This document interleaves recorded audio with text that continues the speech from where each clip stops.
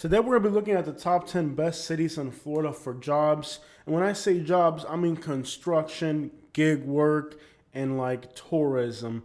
I don't talk about high paying jobs. We're talking about just run of the mill jobs for regular people like myself. And this is relative to the cost of living in these cities. If you didn't know this, the state of Florida has the worst paid teachers and police officers in the entire country. So the state of Florida is not really known for good paying jobs. It's known for being expensive and for being fairly a bad paying state. Now, I took some surveys on my channel in the community section to see what you guys thought about jobs in Florida, and what I think doesn't seem to correlate with what you guys think. For example, you guys think that Tampa has better jobs than Bradenton and Sarasota. I seriously disagree with that, living in this metropolitan area. You guys also think that Orlando has better jobs than Tampa, and I also disagree with that. I think people look at jobs as what exists out there, but I look at jobs as what's available out there. For example, San Francisco has some of the best paying jobs in the country, but coming from Florida and working in construction and just kind of crappy jobs my whole life, I don't see how I could get a job in San Francisco to make $200,000 a year. So I'm talking about for regular people like me, normal people, kind of unskilled, high school graduate type people, normal freaking jobs. Now, there's always some person who thinks there's some type of aristocrat. Like, well, I have a diploma, and in Orlando, I can make $500,000 a year. Good for you. I'm talking about regular people, regular jobs. As you guys know, I do Uber driving to make some extra money here in the state of Florida, and I've Uber driven in all of Florida's larger cities.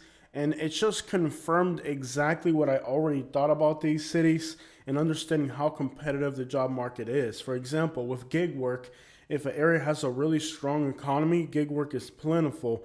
But if gig work is very competitive, it means that people, when they go out after working their 40-hour shift, have to all compete for gig jobs as well. Take Miami, for example, possibly one of the worst places to live in Florida for jobs.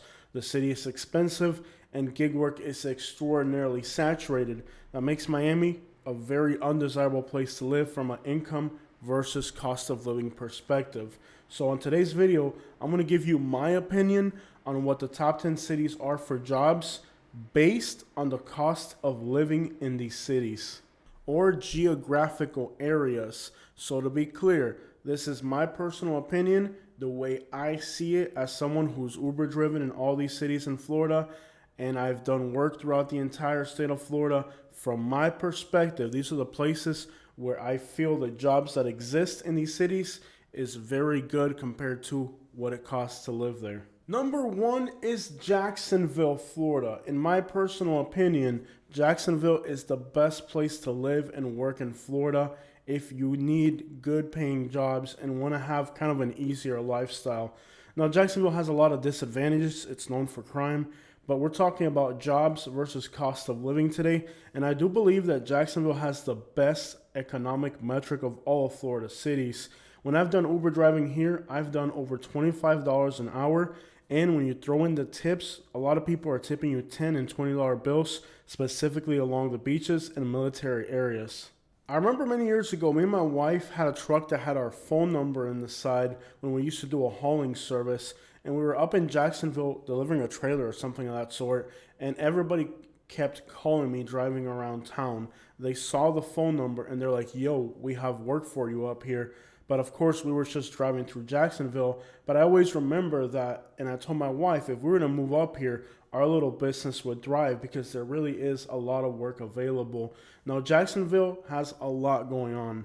Jacksonville has a port, it has railroad, it has warehouses, it has tourism, it has infrastructure, it's got suburban growth. I mean, this city is just all around really well balanced. And it also has a beltway around the city. It's the only real city in Florida that has a practical beltway wrapping around the city. So when it comes to like a real city, this is it in Florida. And anytime we have done YouTube videos in Jacksonville, they've made me a crap load of money. So basically, everything that I've ever done in Jacksonville has been profitable, from my YouTube channel to my Uber driving to just driving through there with my phone number on the side of the truck. This is the type of place where there's a lot of demand for work. I will say this though, Jacksonville continues to be extraordinarily dangerous.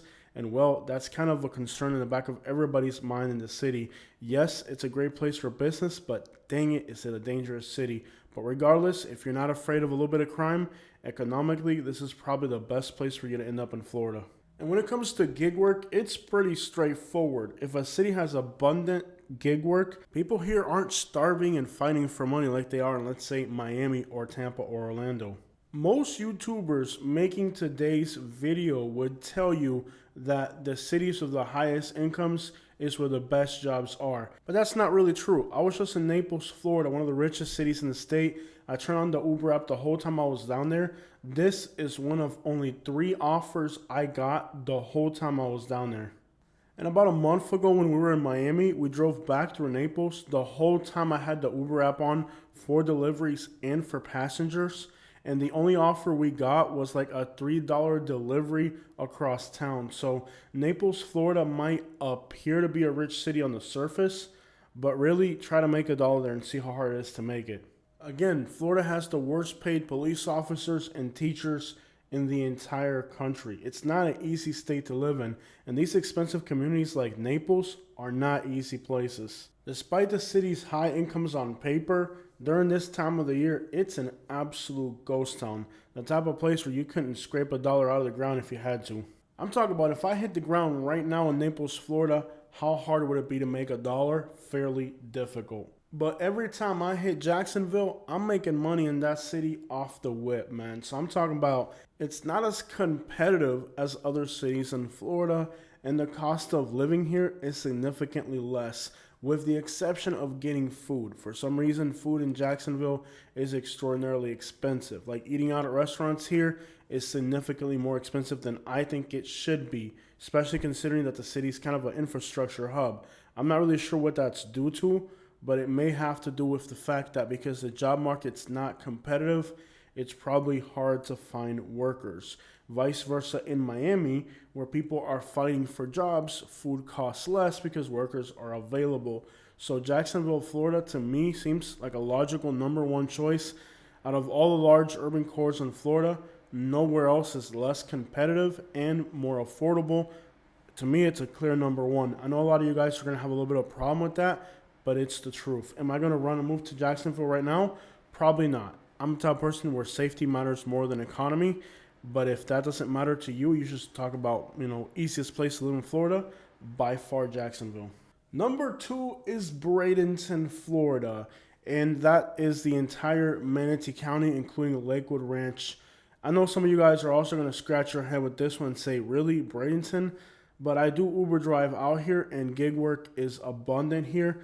And it seems like you can actually make some pretty decent money here. Now, rents are probably going to drop. Rents are popping up left and right. All these mobile home parks used to have a lot of undocumented people.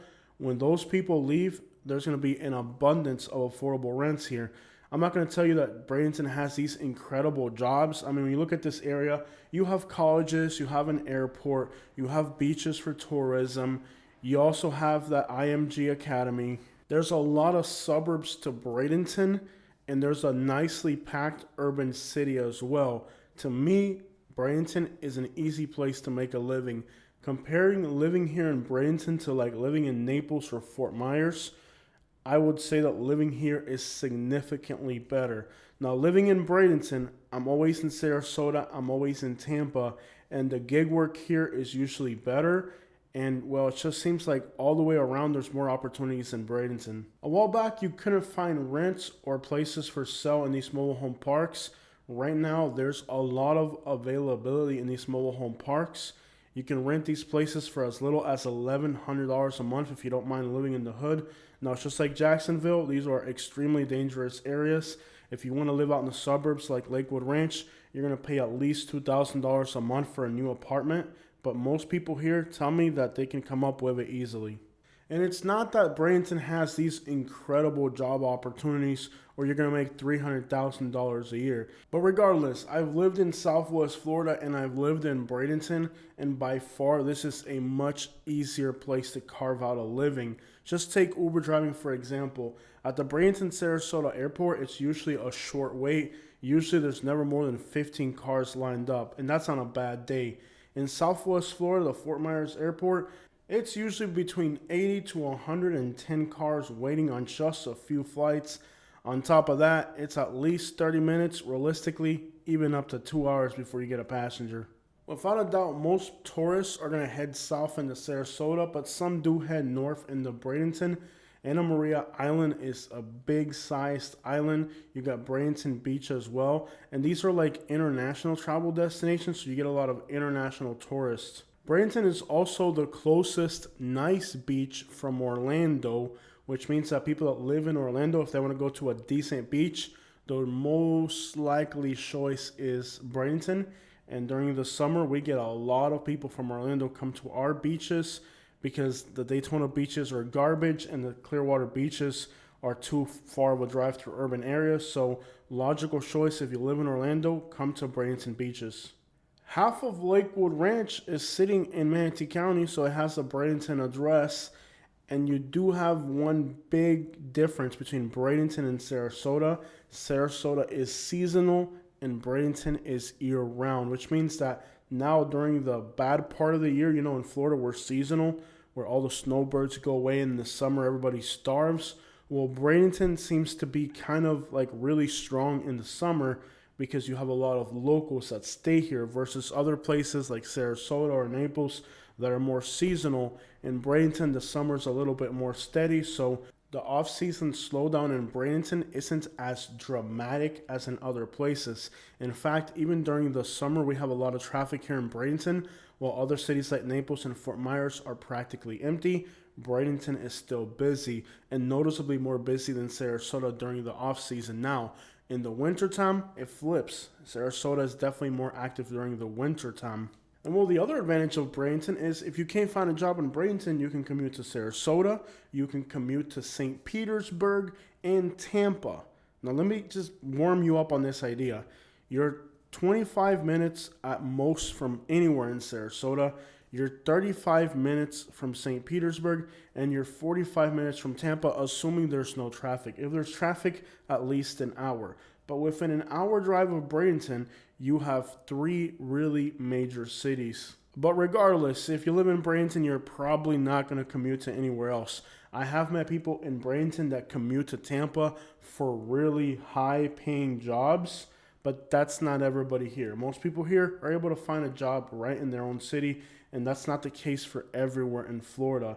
You have these places like Lehigh Acres or the Golden Gate Estates where people are stuck in these hour-plus long commutes every single day. Not the case in Bradenton. In fact, there's a traffic jam to get in and out of Bradenton as people from Parrish, Palmetto, and other adjacent areas come into Bradenton for work. You guys have seen my live streams where I do Uber delivery on live, and doing that gig, I usually make at least $16 an hour, and that is by far superior than anywhere else in Florida, with the exception of maybe on a Friday night in Tampa. But that's a really hard figure to get. And if you've been watching my Uber delivery live streams, within the first hour doing food delivery, which pays far less than passengers, we've never came out worse than, let's say, $16 an hour. So Bradenton, to me, doesn't seem that competitive. Now with the current immigration situation, I'm sure there's going to be a lot more openings and jobs as well as housing, which will probably make living here a little bit easier. The only downside really is that those people also contributed greatly to the economy. So I feel like the overall economy is going to shrink, but there will be more job openings as well as, of course, rental options available. It's not a win all the way around. I do feel like in previous years, those people that were here undocumented contributed greatly to the economy. So in some areas, it's kind of a little deprived because of that, but it's still better than Fort Myers or Naples, where you have a larger percentage of undocumented people. Overall, I think Bradenton is a fairly easy and comfortable place to make a living in Florida. Like I said, I don't know about any billion-dollar-a-year type jobs here, but at least for the average working class person, it's a pretty sweet package. I'm sure if another YouTuber made this video, they would say Naples or Fort Myers are definitely among the top 10 places for jobs in Florida. I wouldn't leave Bradenton for Naples or Fort Myers, so take it for what it is. And it's just a little hint for our move by the end of the year. Naples and Fort Myers is not on our list, but both of our parents are kind of elderly and they both live down that way. And if we had to move down there, we're anticipating to take a huge loss with income. In fact, we've already lived in the Fort Myers area, knew what we made down there. We moved up here and increased dramatically. So we've proven this back and forth that this area is better. I know a lot of YouTubers and people out there are going to disagree with me, but my experience is that up here, money just moves better for the regular working class person. I'm sure if you're a contractor, a builder, or somebody who works directly with affluent people with expensive projects, in that case, there may be more customers down that way, but most of us aren't making $500,000 a year. Number 3 is Fort Lauderdale, really the whole Broward County. This metropolitan area has incredible jobs. The rents here are significantly high. In fact, they're among the highest in Florida. And one thing that I've noticed is a real defined correlation between incomes and rental prices. And as of recently, considering that we're going to move and rent, we've been carefully examining rental prices throughout the entirety of the state of Florida. We've looked at places in Broward, Dade, Orlando, Tampa, Jacksonville. Like, we've been all over Florida looking at rental properties, and there's a reason why Broward County is the most expensive, and that's probably because when it comes to jobs, it's the most attractive. Fort Lauderdale's airport is right next to the beaches and next to downtown. You're also close to Miami. It's a very good area for tourism. On top of that, you have a lot of affluent people that are year-round residents. Now, Broward County has a large African American and Black community, and I know a lot of people equate that with bad economical conditions, but the reality is that over the last few years, with inflation and, of course, people having to make more money to pay higher rents, African American communities, being kind of the most affordable areas, have actually benefited greatly from a equalization, is what I call it, of cost of living, where a lot of people in African American communities have actually benefited from the fact that those areas were more affordable in today's inflation of real estate prices.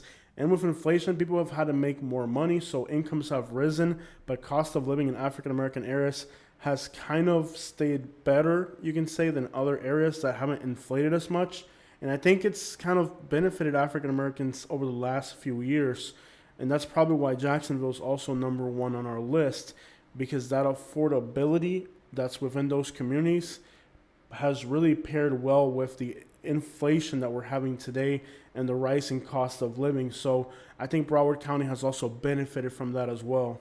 Now, Broward County is not as competitive as Miami-Dade, and it's because the sheer volume of economical activity here, it's much bigger than Miami. In the case of tourism, Fort Lauderdale, despite having a Black demographic, actually attracts more white tourists, which spend more money. And Miami, despite being more Hispanic, attracts more Black tourists. On top of that, you have emerging African American communities in the suburbs, places like Parkland, Coral Springs. So all that has kind of made this like a really attractive place with a really diverse job market. I mean, Broward County has a little bit of white, a little bit of Black, a little bit of Hispanic. It just has like every economical component, making it more diversified than other places in Florida. For example, Miami has really good crime analytics, especially overdoses and homicide rates are really low in Miami. And that is because Miami is overwhelmingly Hispanic, but that also makes the job market overwhelmingly competitive. Fort Lauderdale has enough Hispanics to have the economical benefits, but not so much that it becomes economically draining by having a competitive labor force. Of course, the downside to choosing Fort Lauderdale is that here, yes, the job market is strong, but you're going to have to work like an animal because cost of living here is extraordinarily expensive. But it's a beautiful place, well worth the cost if you're willing to work hard. I think the diversity also helps economically as well. I think the biggest problem that Florida has, it's just the dependency either solely on tourism or solely on construction. With Broward County and Fort Lauderdale, because it's just a diverse place ethnically, it has also created kind of diversity within the economy where it has created opportunities here that don't exist in places that are just dependent on one single lifestyle. There's really a lot of different things going on here, and that creates different opportunities for people.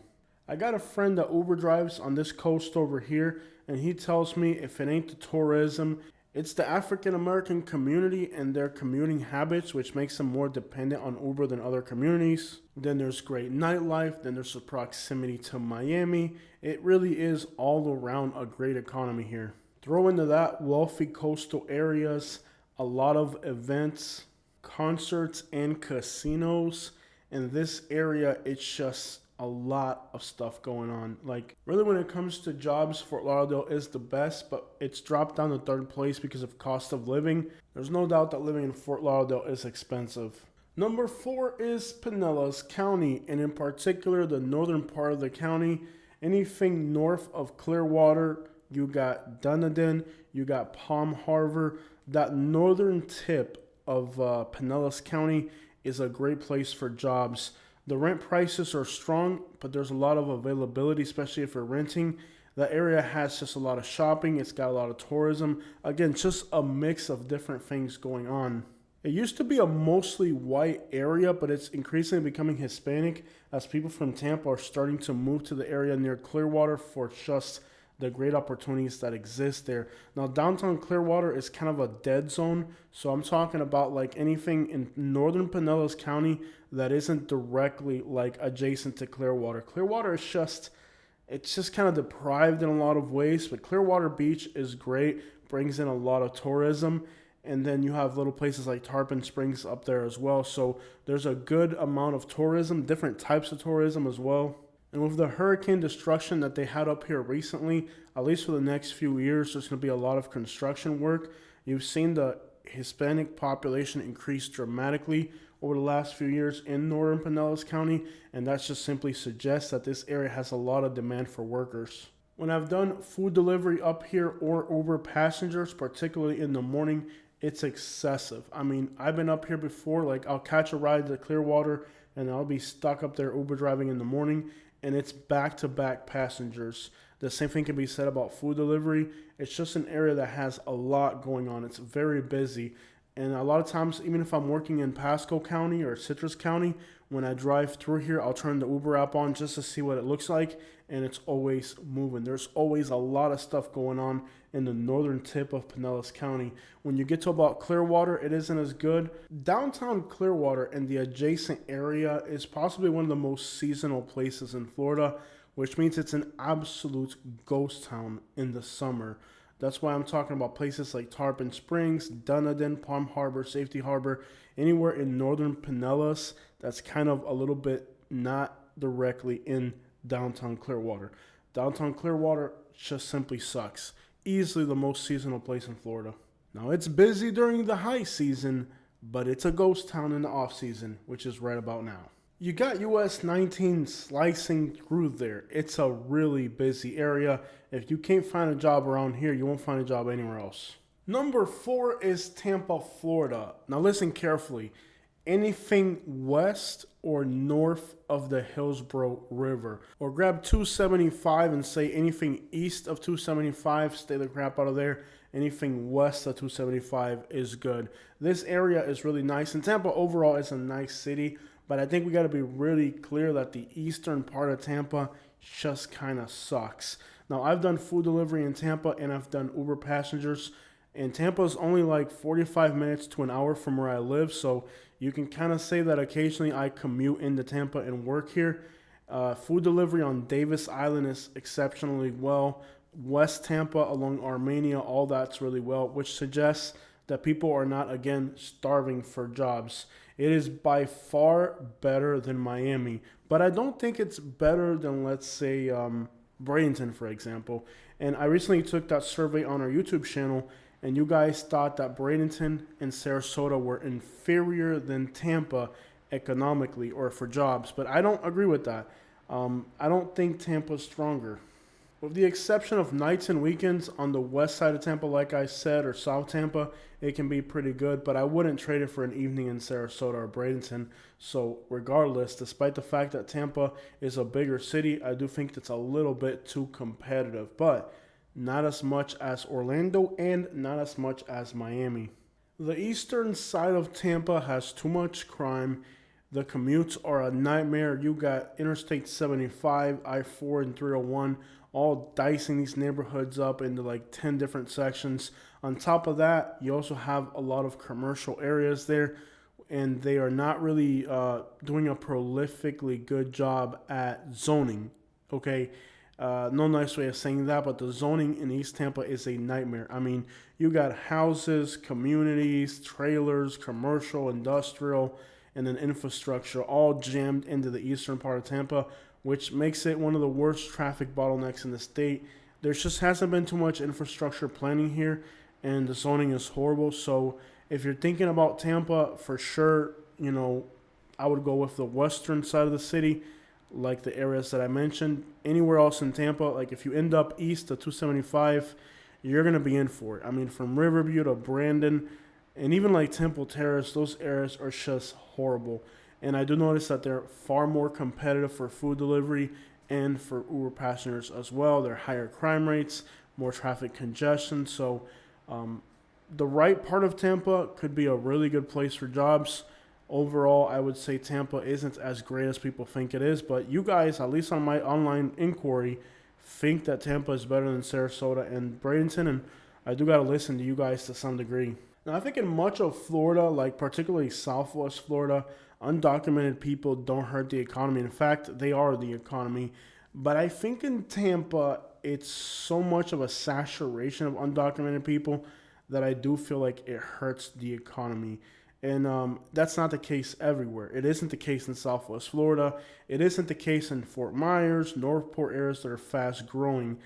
In fact, I think those places, immigrants, undocumented people are the economy because they're working, building stuff.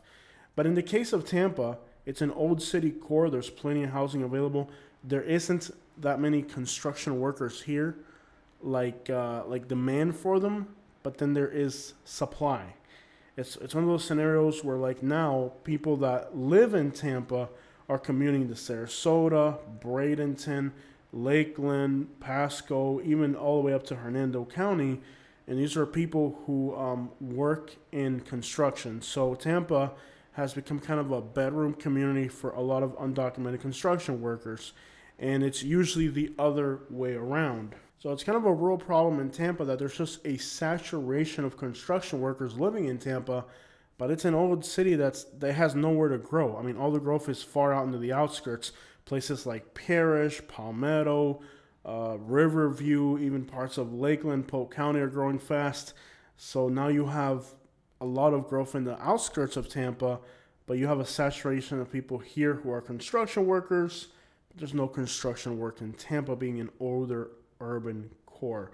So I think in the case of Tampa, there really is a saturation of undocumented people in an area where there really aren't that many opportunities for them.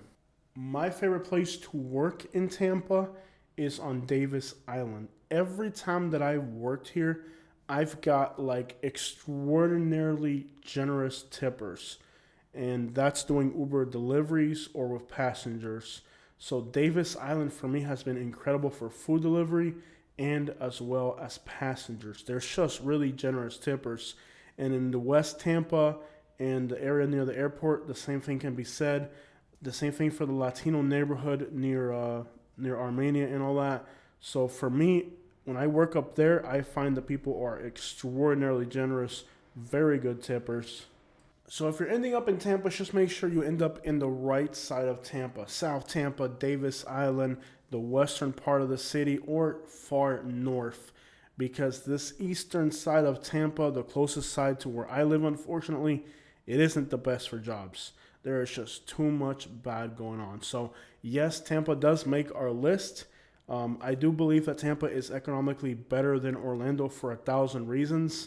And I know some of you guys are going to scratch your head and wonder, but the reality of it is that Orlando isn't as good for jobs as you guys think. I find it extraordinarily competitive. And the living conditions that I see in Orlando, when I do go up to Orlando to Uber drive, I mean, the passengers can't tip. None of them speak English, so there's just day commuters, is what I call them, or night commuters in my case. They don't tip. They don't have good conversation. They do have good conversation. The ones that speak English do. It's just they're not gonna tip you $10. There are people who work like mediocre jobs that are commuting on Uber. In fact, a while back I was doing some research on Uber driving in Orlando, and there's this white girl that lives up there. She's an Uber driver. She makes videos about Uber driving in Orlando, and she'll tell you the same thing that I just did, which is basically that overwhelmingly, like when she started Uber driving in Orlando, she thought that she would mostly be dealing with tourists, but she ended up working with people that don't speak English, commuting to work. And that's exactly the same thing that I can collaborate about Orlando. I mean, I Uber drove up there and I just couldn't get tourists. And if you do go for tourists, then you're going to get caught in some of the worst traffic bottlenecks that exist. Now, if you're working 12-hour days, you might be able to do good on Uber in Orlando. But if you're like me that does it periodically, it's very inconvenient to hit up those areas that are so congested and so busy. I feel like in Tampa, you can just really move throughout the city very quickly. Like I can actually commute into Tampa and out without it being a problem. Even if I was closer to Orlando, you couldn't do that for the highest earning areas of Orlando because the traffic commute is so horrible in Orlando. You have a lot of toll roads that you have to pay to do business there. You have, for me, from what I see in Orlando, extraordinarily miserable living conditions for people. Very bad paying jobs, and it's competitive. I'm not going to tell you it's not. Like, Orlando feels more competitive than Tampa. So for as much as I know, I have to say a definite solid pass on Orlando, but Tampa does make our list with the very clear understanding that we're talking Tampa, nothing east of that Hillsborough River. Number 5 is Sarasota, Florida. The Sarasota airport is like 10 minutes from downtown and like 15 minutes at most from the beaches. Sarasota has a great economy. It's one of the best earning places for Latinos in Florida out of all of the state's largest counties. So if you're a minority, it seems like it's a very fair place for incomes. Sarasota is somewhat expensive. I mean, most of you guys would argue that it's expensive. I mean, it's nowhere as expensive as, let's say, Naples. But regardless, relative to the market of jobs over here, the amount of opportunities that exist, Sarasota has a pretty good diversity. I mean, and you also have Lakewood Ranch, which is part of Sarasota as well. So you have like a really diverse. You have some retail, you have some medical, you have some commercial, you have tourism, you have some construction. It's a really well-balanced city, and there's a lot of growth in the outskirts of Sarasota, so the city does support a good deal of construction workers. The reason I'm going to rate it lower than Bradenton is because it's a little bit more seasonal in Sarasota. In other words, during the summertime, when it gets hot, it kind of empties out. Tourism is a huge part of Sarasota, and it really just kind of disappears during the summer, where Bradenton has a better year-round economy. So I think its dependency on tourism is a little bit too heavy, but with just beautiful beaches, how does it not have a big dependency on tourism? I think Sarasota could be a better city if it could attract more year-round residents and more year-round tourists. Unfortunately, the state of Florida is working to destroy the international tourism, which is what supported Sarasota during the off-season. I feel like, unfortunately, Sarasota's beauty kind of works against it when it comes to being so seasonal, and that's never good for the economy. And I guess it's just a beautiful city. How is it not seasonal being in Florida? There is a lot of wealthy people here, but it isn't like an over-exaggeration of wealth like in Naples. Sarasota is much more diverse and much more balanced, and thus I feel like it provides more equal opportunities for people since it isn't just wealthy people. When you compare Sarasota to, let's say, Naples, Naples is just wealthy people. Here, it's more balanced, and tourism plays a bigger role in Sarasota's economy, where in Naples, it's snowbirding. A lot of people confuse snowbirding and tourism, but they're two totally different people. I don't know if you guys realize that. Snowbirds usually have a place here, and they're kind of partial residents, and tourists come and go. In places like Naples, there's less tourism and more snowbirds, but Sarasota has like a good balance of both. What I like about Sarasota is that it's extraordinarily safe. In the case of gig work, I can Uber drive the whole entire night, even during the off season. There's a few weekdays that are kind of slow, but the city, I mean, literally, I can make $500 or even $600 a week on Uber, working less than 30 hours. Sometimes working 20 or 25 hours a week, I can make $500 or $600 on Uber, and I'm doing that like you could say as a hobby. Like it's not a full time job; it's like as a side gig. I prefer Sarasota over Bradenton because in Sarasota there's more tips. But at the end of the day, it's a type of place where like there's a lot going on. There's nightlife as well for young people. There's a pretty good job market here. It's not the most expensive place in Florida, and it definitely isn't the crimiest place in Florida. It's kind of like a well balanced all around city with a pretty diverse economy. Good paying jobs, it definitely belongs on our list. It's probably one of the few places in Florida where the cost of living and the incomes kind of correlate to where you can say it's possible to live here. A lot of young people are renting really nice apartments, getting a roommate to help with the high cost of renting here, and they're making it in this city pretty good. So for being in Florida, I do believe that Sarasota is definitely one of the best job markets. And in the case of Hispanics, it seems to be that analytically, incomes for Latinos here are among the best in the state of Florida. So it really offers quite a bit. Now, there's a few places that have better incomes for Latinos, but they're smaller counties with smaller populations. As far as like large urban cores in Florida, this is the best large urban area for incomes for Latinos in the state of Florida. So if you're Hispanic and you want to live in a large city in Florida, you'll actually make more money in Sarasota than you will in Broward or Miami-Dade County. And that's very significant because the cost of living in Sarasota is considerably less. So let's take the Hispanic analytic. If you move to Sarasota, you're going to make more money than you will in those other large cities, plus the cost of living is less. So economically, it's a really good package in Sarasota, particularly for Latinos based on analytics. In the time that I've lived up here, I've heard people complain about traffic. I've heard people complain about development, but I've never once heard people complain about jobs and incomes. With changes in immigration, there are some openings for housing on the north side of the city, but it's considerably higher crime rate here, so it may not be a good option. Number 6 is Seminole County. This is part of the Orlando urban core on the northeast side. Here you have Sanford, you have Lake Mary, and there's even a little area in Orange County. It's called Winter Park. So this entire region has really good jobs.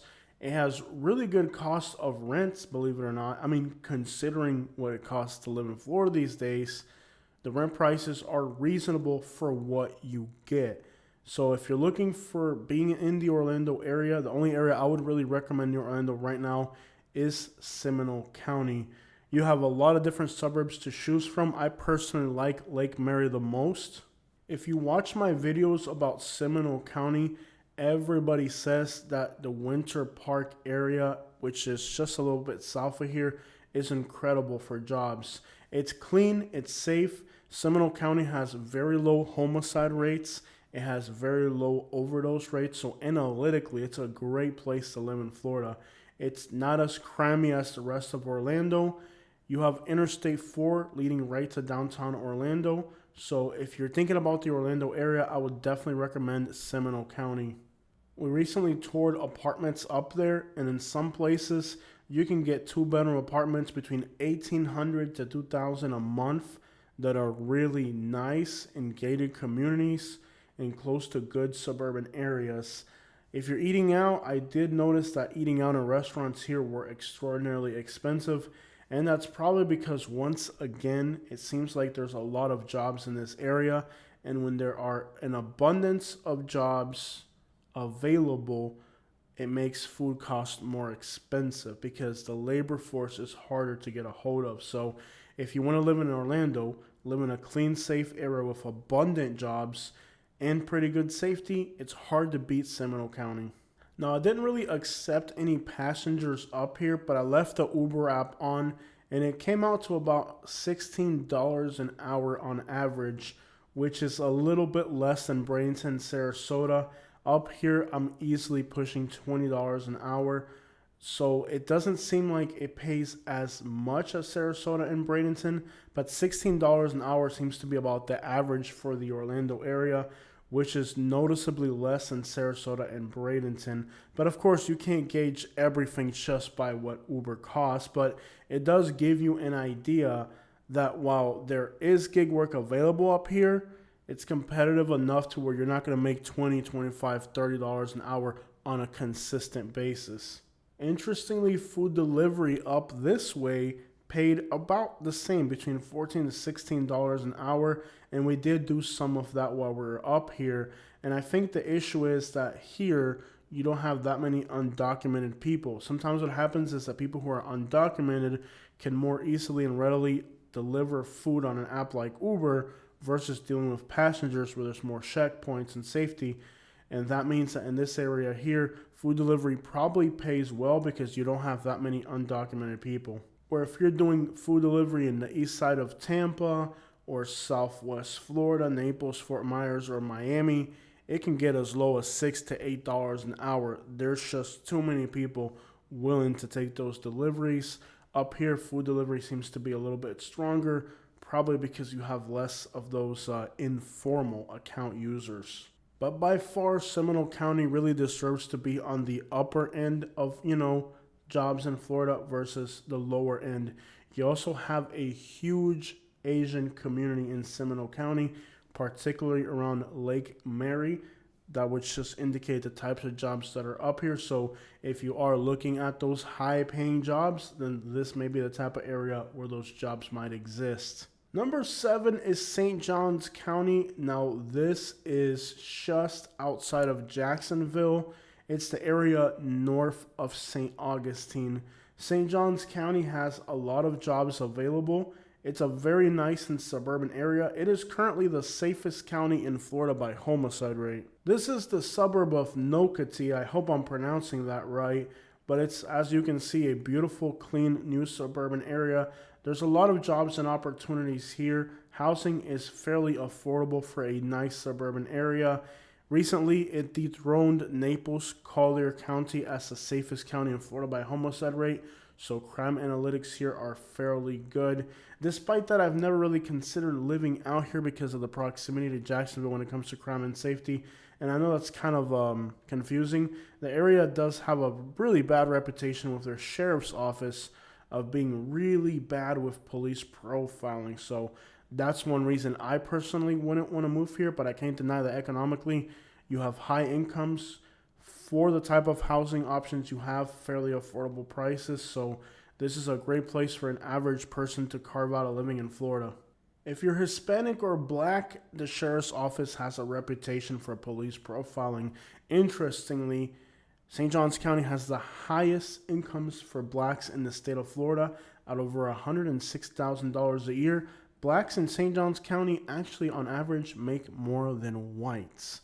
So despite the fact that there's a county known for police profiling, it's also a county where Black people make more than whites. So it's kind of one of those, again, high reward, high risk areas where economically there's a very suitable situation, but then there's somebody fighting against it. So St. Johns County is nonetheless a very safe place overall, but it seems like safety particularly reflects itself upon the white population, and it's kind of a question mark for everybody else. And that's kind of how it is on the Florida East Coast, which kind of goes from the southern tip of Jacksonville all the way up around Vero and all that. It's just an area that has been known for police profiling. And, have to mention that. But nonetheless, the jobs are there, the incomes are there, but, kind of riskier than other options. If the only thing you care about is incomes and cost of living, definitely it's hard to beat this area. I mean, analytically, it's there. So great option as well for people looking to live in Jacksonville, but not wanting to have to deal with the high crime rates of Jacksonville. But regardless, these are one of the highest income counties in Florida. People here commute into Jacksonville for work. So at the end of the day, the money here comes from Jacksonville in some way or another. You have beautiful beaches. St. Augustine is a huge tourist destination with suburban sprawl that creates a lot of job opportunities. So overall, like I said, there's a reason it's on today's list. If this sheriff's office up here didn't have the reputation that it has, I would live here. And I'm not talking about politics here. I'm not talking about opinions. I'm talking about the fact that just recently we had a Guatemalan person up here who was legally in the United States working, and a police officer approached him with no probable cause, no suspicion, no complaint, no police report. Nobody had complained about anything. The guy was actually lawfully staying at the hotel where he was at. The cop had a heart attack while manhandling this guy unnecessarily. Cop had no probable cause to detain this person other than his own personal police profiling. Cop has a heart attack and dies. They charged the Guatemalan with homicide, or manslaughter or something like that. Well, it turns out that the sheriff came out and made a statement in support of the police officer, but eventually they had to drop the charges because the evidence showed that the cop had no probable cause or reason to be detaining or harassing this individual. This is just one of many recent cases of how this county has a horrible perception of police profiling. That is more than just a perception. At this point, it's kind of factual that this area's police department is it's doing police profiling in a really nasty and inappropriate way to people who are not breaking the law or doing anything wrong. Now, they have obtained the lowest homicide rates and the highest incomes in Florida, but at what expense? There's other places in Florida with good incomes and great safety analytics that haven't resorted to police profiling to obtain it. So for me, that's like the real big question mark with St. Johns County is the sheriff's department's reputation. If it wasn't for that, I'd live there. But again, if they're doing stuff like that, it doesn't really encourage me to want to live there. To see that sheriff officer make those statements that he made in support for his police officer, and then to later have them drop the charges, it just highlights that people here are blinded by racism, blinded by police profiling, blinded by nepotism, blinded by class distinctions of people. And when you have people that blatantly don't understand the law, even though they're in a high-ranking situation like a sheriff of a county, and then they go on to make these boastful statements, but then when it comes time to due process, they come short of that, it's kind of disgusting. So I do believe that for anybody that's a minority moving to this particular county, yes, there's a lot of economic opportunity here, but are you willing to be disrespected? Are you willing to be profiled? Or in the case of this Guatemalan, are you willing to have manslaughter charges brought upon you with no probable cause or reason when you're innocent? So all that to me just makes me want to scratch my head and wonder, is it really worth the economical benefits of living in this county when this is the reputation that they have? And yeah, the unspoken elephant in the room, you're right next to Jacksonville, a black city with incredibly high crime rates and all that, incredibly high drug use among the black and the white population. But what have Latinos done to you up here for you to treat them the same way? So it's clearly coming from a position of hate versus a position of public safety. And again, other counties in Florida accomplish the same thing without the same disrespect. So either way, it belongs on our list, but I warned you if you move here and, one of these scenarios unfolds for you and your family. I would imagine if you have kids that the school districts here aren't any better, if that's what the sheriff's office is up to. You know what's sad about this part of Florida? We're talking about Florida here, but it almost sounds like we're talking about Alabama. And this is really where like the northern half of Florida, northern 1/3 of Florida has never really drawn my attention much. It's just practically a press-run double copy of Alabama. Number 8 is Charlotte County, Florida. And you're going to scratch your head and wonder, wait, what? There's no industry in Charlotte County, Florida. How is Charlotte County, Florida on this list? Well, it's Hurricane Alley, and construction and hurricane cleanup is a fairly freaking big business in Florida. Talking about police profiling, about half the arrests in Charlotte County, Florida right now are people that live in Bradenton, Sarasota, Arcadia, or Fort Myers. People who are commuting to work in Charlotte County. And this makes absolutely no sense because Charlotte County is nothing more than, well, basically old people that are retired. But being in Hurricane Alley, there's a lot of real estate here, properties that need pool screens, they need landscaping work, they need roofs repaired. It's not that there's any industries here, there's barely any tourism. There's literally no commercial or industrial applications in this area. This is just nothing but retired people living in suburban, underdeveloped areas at that. But there is one thing true about Charlotte County, in that these hurricanes create a lot of work. And there's actually a traffic jam coming in and out of Charlotte County every single day, and it's people doing hurricane cleanup. So if we've recently had a hurricane, there's work here, and there's quite a lot of work, particularly if you're self-employed. You got a dump trailer, if you got a contractor's license, if you're legally able to do roofing or fencing or any of those other applications, pool screens, whatever the crap you do, this area is Hurricane Alley, and there's a lot of work. And then this area also, for some reason or another, probably just the lack of things to do, is fairly affordable. So I would have to say, when it comes to jobs in Florida, this area, because of Hurricane Alley, seems to be a freaking good place to make a lot of money. And the fact that they're constantly arresting people from other counties that are commuting here to work would suggest that in this area there's more need than there is availability for work.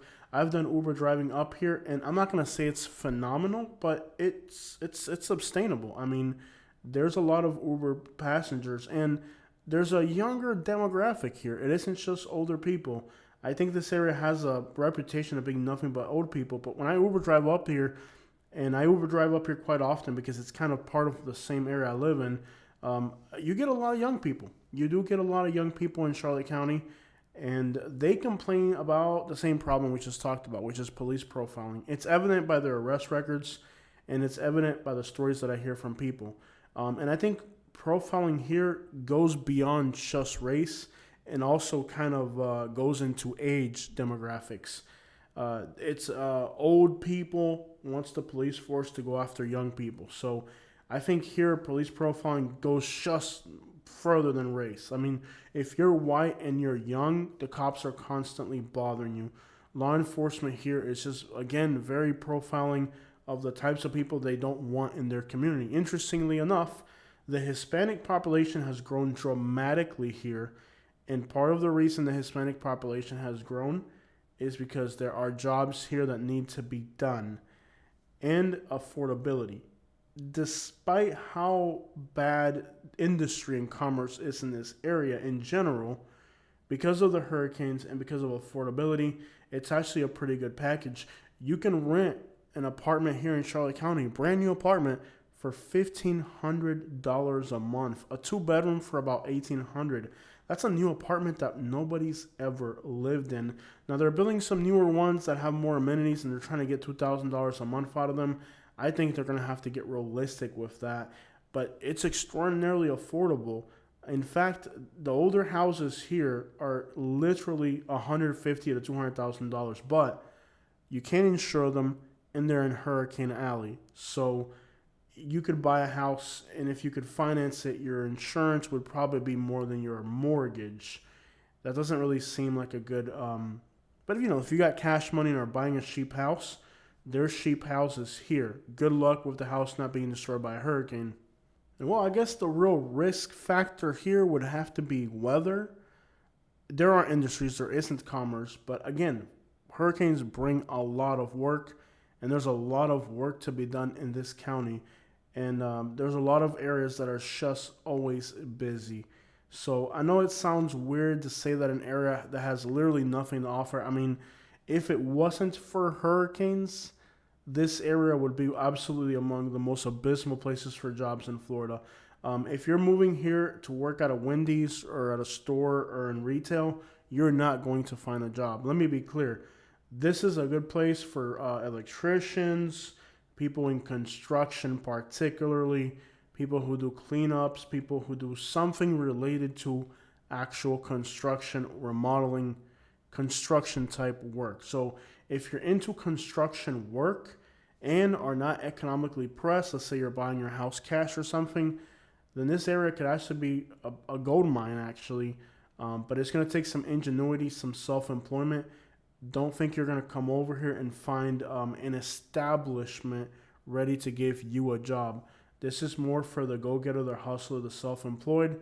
If you fit that demographic and you're willing to be self-employed and I guess somewhat diverse in the type of jobs you do for people, you could probably make a killing down here because every single day people from Fort Myers, Arcadia, all those places I mentioned, even Bradenton, are commuting down there without a driver's license to work. So unfortunately the problem is like here you have Englewood, for example. Englewood is one of those places where it's right on the Sarasota and Charlotte County line. The young people are mostly addicted. They don't want to work. You know, it's a mess. Like, there is a youth here, but the youth doesn't want to do the type of jobs that the area has to offer. So people from faraway cities have to come here to do the hurricane cleanup. And then those people are being profiled by the law enforcement. It's a mess. It's really a mess. But nonetheless, in that mess is opportunity somewhere. But let me reiterate, there ain't no Marshalls, there ain't no clothing store, there ain't no laundromat, there ain't no Publix that's going to hire you here. There is no job waiting for you here. When I say there are good jobs here, I mean you have a truck, a dump trailer, and a few people that are down to work to make that money. In that case, there's jobs waiting to be done in this county.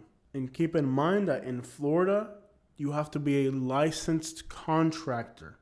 You're not just going to move down here and start repairing roofs for people out of your backyard. You have to be a licensed contractor. The same thing goes for electricians, plumbers, and all these other jobs. There's a formality to getting these types of jobs. So no, you're not just going to climb on a roof and start repairing roofs for people if you know how to do roofing. You have to have a license. You have to be a licensed contractor.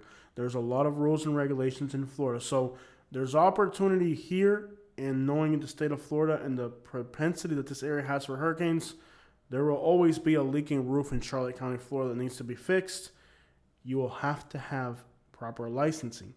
This is a great place for people who are self-employed and who understand the legalities of working in this county and the hassles of working here as well. But nonetheless, there is work here waiting to be done if you meet the qualifications. If you got a skid steer, a dump trailer, and an F-350, you're not going to starve out here. And if you got a wife, healthcare is really needed out here. I mean, home nurses and anything healthcare related, you have a aging population here. So there's opportunities for females as well.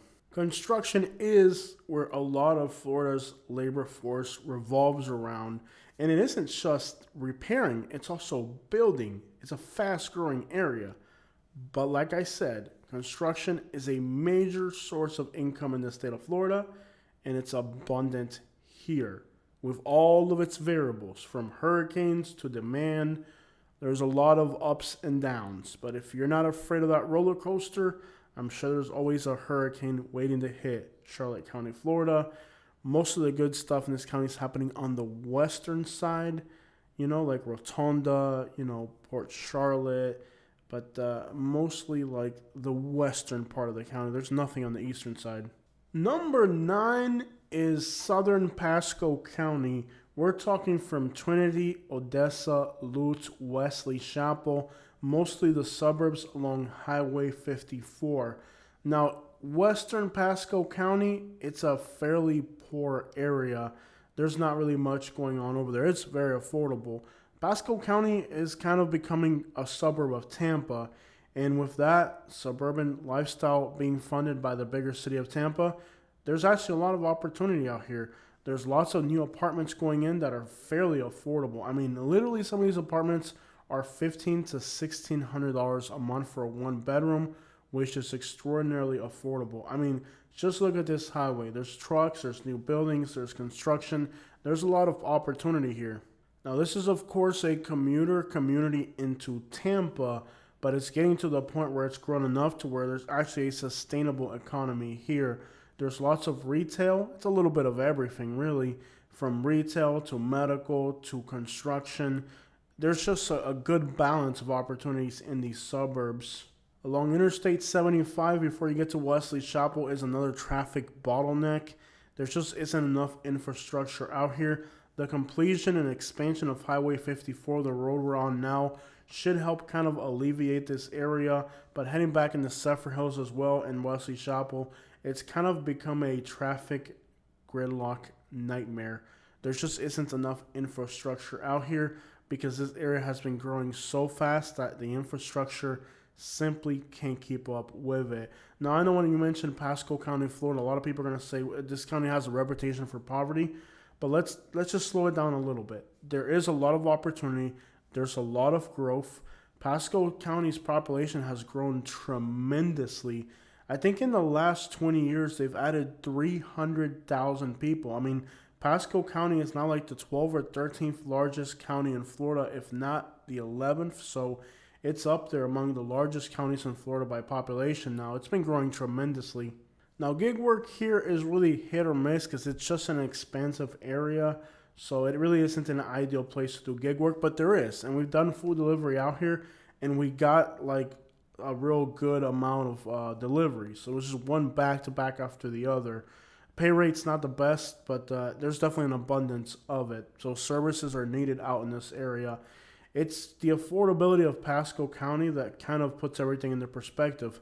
Pasco County is very affordable. Whether you're buying or you're renting, the incomes in this area are actually decent enough to where you can make a comfortable living in Pasco County because it's affordable. It's not that the jobs here are incredible. There are jobs, there is growth, there's opportunity. I mean, it's a rural suburban county, but within that, you have opportunities. And Pasco County really is economically starting to look like a place where you can carve out a living. I mean, crap, there's apartments out here that are $1,500 for a one-bedroom, $1,600 for a two-bedroom. That within proximity or commute time to Tampa makes it a really good option. I mean, the affordability of this place, it's definitely there. Traffic congestion, definitely an issue. A lot of people live out here. Infrastructure is lacking behind serious. And Wesley Chapel is a desirable area. I mean, this is kind of one of the best suburbs of Tampa. So there's definitely like plenty of shopping, plenty of restaurants, plenty of things to do. It's not a bad area at all. So understand, we're talking about like the outskirts of Tampa and southern Pasco that are growing fast. I know other parts of Pasco County have a little bit of a different reputation. So let's just be clear about what part of Pasco County we're talking about. And now it's at the point where Wesley Chapel kind of buds up against Zephyr Hills. Now, Zephyr Hills, a lot of mobile homes. In fact, they call it meth and pills, unfortunately. But don't forget that within Zephyr Hills, a lot of suburban growth has taken place as well. Lots of communities being built in the outskirts. A horrendous commute time if you live out there. That's also here in Pasco County. The issue is that a lot of Hispanic growth population has happened in Zephyr Hills as well. A lot of Cubans and Puerto Ricans from Tampa are moving to Zephyr Hills because they can get a new affordable house in a community with a tremendously long commute back into Tampa. In Pasco County, blacks and Hispanics make more than whites. Anywhere in Florida that's having a large growth of Hispanic population means that the area has good jobs and people are moving to these areas to fill in those necessities, those voids. And that's exactly what's been happening in Pasco County, Florida, particularly around Wesley Chapel and Zephyr Hills. People have been moving here because the necessity for the work exists. So there's definitely good economical indicators for Pasco County, Florida. And while other YouTubers aren't talking about this yet, I'm sure in the future it'll catch on that Pasco County is moving in the right direction. Now, I've covered the worst of Pasco County and the huge homeless problem on the western part of the county extensively. And unfortunately, that is what the county's known for. But that's not the only thing happening out here. And the people here really are welcoming and receptive. I mean, just with my YouTube channel, the support that I get out of this county is phenomenal. I would actually consider moving here because it does seem like with the current economy in Florida, this is the type of place where it is susceptible to growth and prosperity at a very slow rate. Now, I will say this, there's no great beaches here. it's a suburban sprawl behind Tampa before you get to the beaches, so it isn't the most scenic and the most pretty place. It does have high overdose death rates in this county, and it probably has to do with what we just talked about.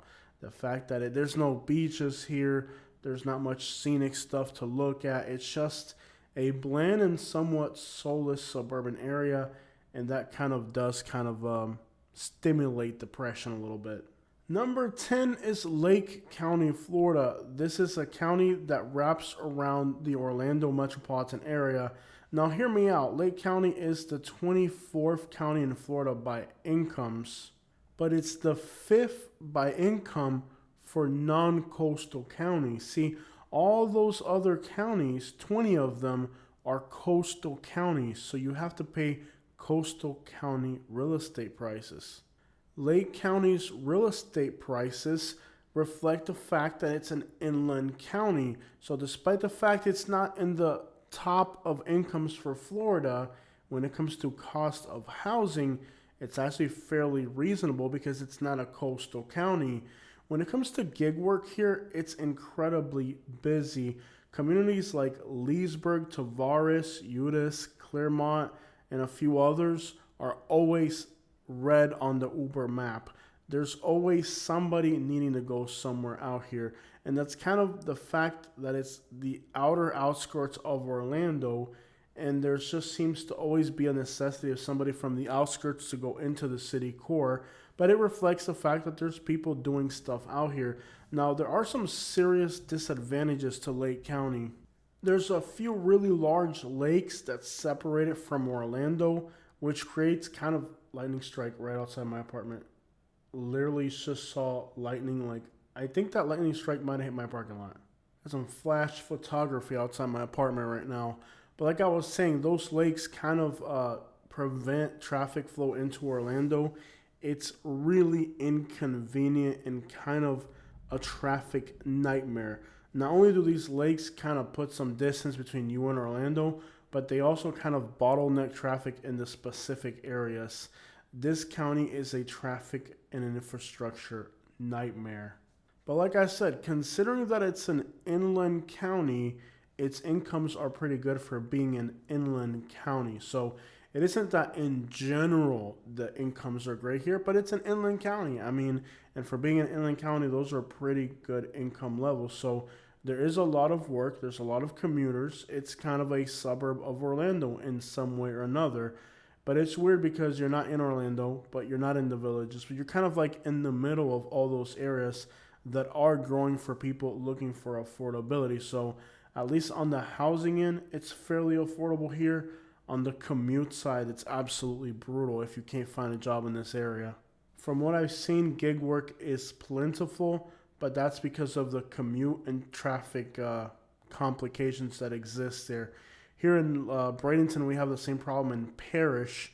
It's that it's so inconvenient to go out there that there's kind of always a surge in Palmetto and Parrish. Parrish in particular, it seems to be there's always a surge in the apps for gig work, but it's because of how inconvenient it is. So this county is inconvenient, but it does have affordable housing and mediocre incomes, which are good enough for the affordability of an inland county. And there's great communities here. Mount Dora is one of the most beautiful communities out there. If you want beautiful and charming, it's hard to beat Mount Dora. Definitely one of the cutest little towns in Florida. We don't end up there too often because there's no major interstate, so it's kind of a nightmarish area to get into. But the lakes are beautiful. In downtown Claremont, this little park right here was a great place. Just kind of beautiful lakes and natural settings. I did run into a homeless person out here that harassed me for who knows what reason. But it's a nice little area. Overall, it's pretty cute and nice and fairly affordable compared to other parts of the state. Are the incomes stellar out here? They're not, but it's one of those deals where you're in the outskirts of urban areas, so it's more affordable. If you don't mind the inconvenience of commuting, it wouldn't really be the worst place for jobs. So it's kind of collectively, it's not among the best places. But come on, Palm Beach County, Martin County, Indian River County, those are coastal counties. The cost of rents in those areas are ridiculous because they're coastal communities. And in the case of Martin County and Indian River County, their populations are pretty small. So even though they're good analytically, they're small places with few opportunities. If you're in Lake County, there's nearly 300,000 people here, and you're at the doorsteps of the villages, and you're at the doorsteps of the Orlando area as well. So you're closer to something larger if you don't mind the absolute brutal inconvenience of that commute. And even the small communities out here have been growing like crazy. I mean, I can think about Groveland used to be just this tiny little town, and now like there's a traffic jam there because there's so many people commuting through there. So it's an area that's been growing to the point where the roads are kind of pushed beyond their capacity. It's good for economical prospects, but definitely inconvenient in many ways. And hey, if you like rural living, like out in the outskirts, and you want to get kind of a bigger house that's affordable, I mean, there are some beautiful rural areas in Lake County. Country roads, kind of hilly, lots of lakes. It's beautiful out there. It's really unfortunate how inconvenient the infrastructure out here is. That's really the biggest downside to this area. But without a doubt, it's growing, it's busy, and there are some beautiful rural areas in Lake County. That's a fact. All right, guys, so there it is. Those are the top 10 best places for jobs in Florida, in my opinion. And all that is relative to the cost of living in these communities. I didn't just go by a list from the internet of highest incomes. I mean, you have to look at more than just incomes to determine if the jobs are good. Because, for example, I'm sure Miami has some great paying jobs, and so does Palm Beach County. But then when you calculate the cost of living, what's really left for you? Not much. So like Miami should have like San Francisco type of incomes, and it doesn't. I just did a video recently where I talked about real estate prices. Like San Francisco has some of the highest incomes in the United States. In fact, for metropolitan areas, it does have the highest incomes. Yet the most expensive properties in San Francisco are like $35 million. Then when you look at Naples, Palm Beach, and Miami, you have real estate into the hundreds of millions, but you have a fraction of the incomes, which just goes to show how disproportionately bad incomes are in Florida compared to a place like California. So how can I sit here and make a list about cities by income in Florida if we're not going to talk about, the obvious elephant in the room, cost of living and housing? For example, Miami-Dade and Duval County, Jacksonville, right, are kind of on par with incomes. But housing in Miami is significantly more expensive. And if you do gig work, you'll find out that in Miami, it's practically impossible. You guys have seen my videos where I try to do gig work in Miami. It was practically impossible. On the other hand, when I do gig work in Jacksonville, I do incredible. So what does that mean? That there's all these incomes in Miami that are reflected by a few ultra billionaires along the beach that distort the analytics for the whole entire city. But when you look at the core of the population, not only are people in Jacksonville paying less for housing, but they're also making a lot more money. So when you look at Miami and Duval County, obviously Duval County may on paper look to be pretty similar when it comes to incomes, but in reality it's a much more comfortable situation. And then you look at Miami and Palm Beach County, for example, or even Collier County where Naples sits, and those rich people offset the price of housing and incomes to where it doesn't actually reflect the bulk of the population. And even then, you don't have to look at, per capita highest incomes. You look at median, medium, and you can get like a better idea. But even that doesn't really represent the reality. For most of us looking to move to Florida, I think that these 10 places that I'm suggesting you give you the best economical package. They're probably the best cities for jobs in Florida versus what you need to live in those communities. And perhaps there's a few places that have higher incomes that I didn't include. I mean, if we were just going to look at which counties have the highest incomes in Florida, here's the list right here. Number 1 is Collier County. That's Naples. I lived there for 20 years. And living in Sarasota and Bradenton area now, it wouldn't even cross my mind to move to Naples for jobs. The cost of housing and living there in general is so high that it's actually a pretty miserable living for a regular working class person like myself. Number two is St. Johns County, very similar to Coiler County in many analytics like safety and incomes, but it is significantly more affordable, except for, weather-wise, Naples is a lot warmer. Number three is Martin County, very good incomes there, but they have a very small population. With a population of just 140,000 people, it's just too small. You gotta live somewhere with at least 200,000 people these days. And Martin County is basically like a miniature version of Naples. It's like ultra wealthy people in gated communities and along the beaches, and then everybody else is starving. Monroe County, that's the Florida Keys, extraordinarily impractical place to live. A lot of people from Miami actually commute all the way down into Key West and the Florida Keys on a daily basis. That is an extraordinarily long commute, which just goes to show how bad things are in Miami when people are actually commuting to Key West for work. As horrible as it sounds, people do it. But the Florida Keys, it's far too impractical to live there. And what jobs in the Florida Keys is actually enough to afford housing there? I mean, unless you're smuggling people or something else, how do you even make it in the Florida Keys? It's actually pretty rough in the Florida Keys to live. And people don't realize, they think the Florida Keys is all rich people, but I actually did some videos in the hoods there in Key West and Stock Island and places like that. And it's like shocking living conditions, like very densely populated, very bad living conditions. It's not a place for a regular person. Now, if you get a good job in the Florida Keys, like let's say healthcare, right? I've met people where they get like transferred down there for healthcare, or they're getting paid to go down there. If you got a job in the Florida Keys, take it. It's an incredible place to live if you can secure income. I mean, places like Naples and Miami and the Florida Keys are the type of places you go to if there's an opportunity waiting for you there.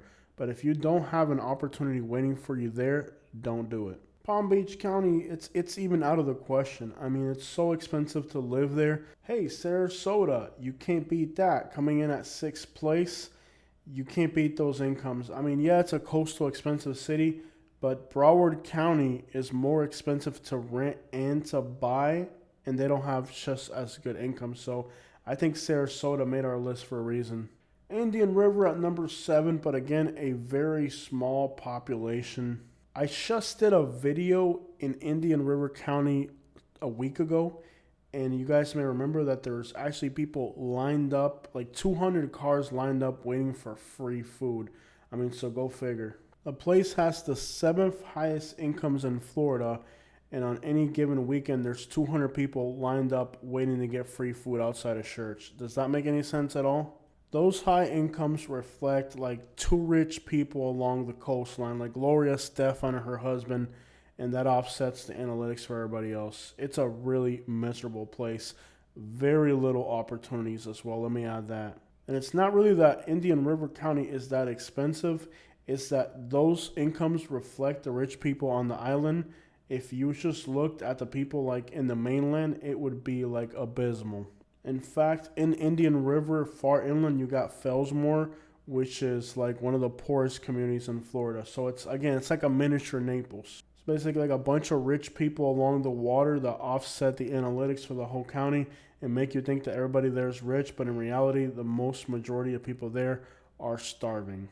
Number 8 is Seminole County. It made our list. It's an inland county, so you don't have those inflated coastal property values and incomes that offset all the analytics. So there's a reason why Seminole County made our list. Good incomes, and it's not that expensive.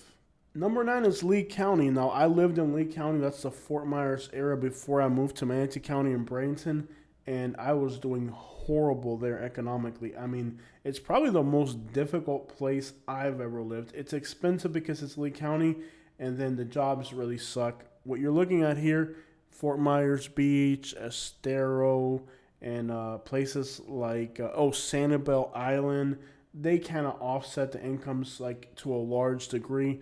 But Lee County, Florida has a lot of poverty. I mean, Lehigh Acres and the city of Fort Myers and North Fort Myers, extraordinarily poor places. In fact, In Lee County, you got places like Pine Manor, Pomona Park, and North Fort Myers among the poorest in Florida by incomes. Despite the fact that Fort Myers, Lee County, is actually among the highest incomes in Florida, you saw the graph that I showed you guys earlier from Uber, where there's like 80 people waiting at the Uber lot in Fort Myers. So the reality of life and like day-to-day incomes in Lee County, Florida, it's horrible. A lot of those people commute down into Naples for jobs too. So it's again a distorted figure. It might look like it's good on paper, but in reality, life in Lee County, Florida is not easy. I would dread having to move back there for just a simple reality of income. So a lot of those are retired people that have like rental properties. Now you got this thing where people like from New York move down here so they don't have to pay taxes on the money they're making in New York or California. So that's a really offset number. Realistically, day-to-day living for regular class people, Fort Myers, it wouldn't register on my list. Pinellas County and Broward both made our list. And what's interesting about those counties is that housing in Broward County is going to be significantly more expensive than Pinellas, but incomes are about the same. And that's why I tell you guys that you can't just go by income because, yeah, Broward County has good incomes, but when you factor in the cost of living in that county, it's not for everybody. And by the way, Fort Lauderdale is in Broward County, and Pinellas is like the Clearwater and St. Petersburg area. Manatee County, where I live, the Bradenton area came in at 14. That's not bad. I mean, it's not the most expensive place. It's a coastal community. Yeah, it doesn't have the highest incomes, but it also doesn't have the highest costs. But hey, it still came in higher than Hillsborough County, which is where Tampa sits. I mean, analytically, Bradenton and Sarasota both came in at higher incomes than Tampa. I know that really doesn't register with you guys because we did that survey and you guys thought Tampa was significantly better by your votes. But like I said, as somebody who lives in this metropolitan area, I can certainly see it. And then a lot of you guys think that Orlando is actually good for jobs. In Orlando, it's number 22 on the list. Orange County is number 22. I mean, it's below the state and the national average for incomes. The World According to Briggs just did a video about like the top 10 best cities in the United States for jobs, and he had Orlando on the list, and I'm like, what? Orlando? I mean, Orange County is below the state and the national average for incomes, yet YouTubers like the World According to Briggs say that it's one of the best places in the country for jobs. I mean, it's below average for Florida, so how does that check out? I mean, even Duval County, which is Jacksonville, has better incomes than Orlando, Orange County, and housing is significantly more affordable. So a lot of times these YouTubers talk about things they don't understand. It's not, you can't just look at numbers or perception. You have to actually have like real life experience. And well, this is the list that I came up with based off of like real life experience. And I kind of struggled with number 10.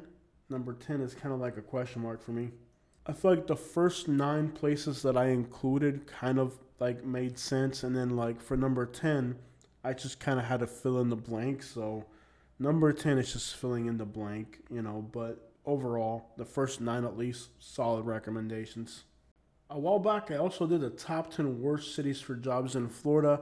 That video is on my YouTube channel if you want to watch that. Just look up top 10 worst cities for jobs in Florida, and that video will come up.